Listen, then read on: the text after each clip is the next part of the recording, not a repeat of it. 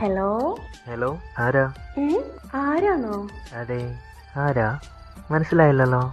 താങ്കളെ ഫോണിൽ number save ഇല്ലേ? ഇല്ലല്ലോ, അതുകൊണ്ടല്ലേ ചോദിച്ചേ.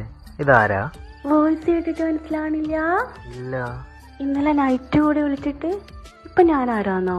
അങ്ങനെ എന്തോരം പേര് വിളിക്കുന്നു, അതൊക്കെ ഇപ്പൊ ഓർക്കാൻ പറ്റുമോ? ഇതോ കെട്ടിയോനെ ഒരു ചവിട്ട് തന്നാലുണ്ടല്ലോ മോനെ കുസൃതിയൊക്കെ മാറും. ചേടാ, ഇതെന്റെ കെട്ടിയോളാണല്ലോ പെണ്ണേ.